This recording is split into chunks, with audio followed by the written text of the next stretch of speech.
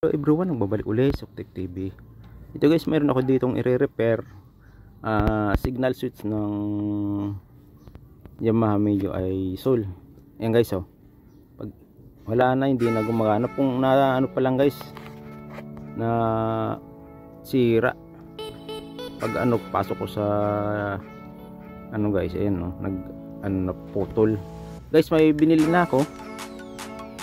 Ayan oh. Same lang to sa mga ano, Yamaha Aerox. Yan guys, tatanggalin ko. Nabili ko pala to sa 10 Avenue sa may Caloocan. Kasi guys, kung sa online meron naman mas mura nga, kaso baka ilang araw pa bago dumating. Gagamitin ko na to guys kaming pagpasok sa trabaho, kaya pinaglit akong pumunta sa ano guys, sa may 10 Avenue guys. Kaso andun pala mga bilyan ng mga parts ng motor. Yan guys, na hilang ko na yan kasi dati may wire na kasama ang ditusok. Ito dito sa ano, wala naman. Hininang ko na guys, hindi na nakita sa inyo, pinutol kasi yung mga kulay guys. Kung napadaan ka sa akin channel, pag-subscribe at pakihit na button na rin para updated ko sa mga video na po guys. Hininang ko guys, tapos nilagyan ko ng shrinkable tube. Yung lang ang kulay yan o, para sakto lang din yung wire na nakalagay. Yan guys, initan ko na itong ano, lighter, itong shrinkable tube. Maraming salamat pala guys sa mga sumusuporta, sa inyong lahat, sa mga baguhan sa dati at sa mga silent viewer. Maraming salamat sa inyong mga idol.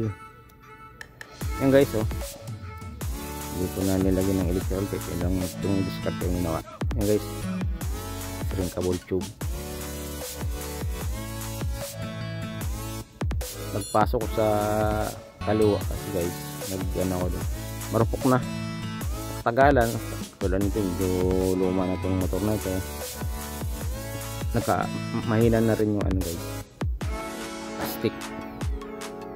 Ito muna guys bago i-fix. Yan o, okay naman.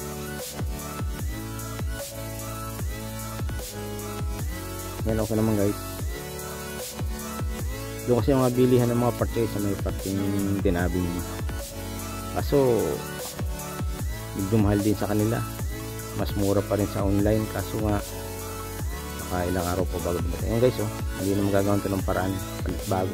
Meron din pa rin nabibiling isang ano nyan, seat na siya, kaso mas mahal, nasa 650 doon sa ano guys, sa Caloocan. Itong ganito guys, nabili ko lang ito doon na 150. Sa online mga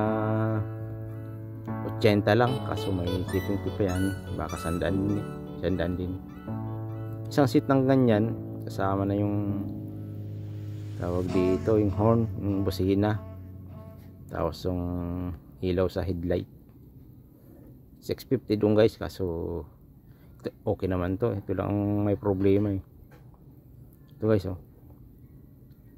Kaya ito lang binili kong signal switch guys. Yan, umana na. Ganun lang. Kahit na hindi ka technician, pwede mo ring gawin yan. Hindi mo na pagawa sa technician guys. Paklasin mo lang, kunin mo yung parts. Basic lang pala ito guys. Salamat sa panood. Thank you for watching.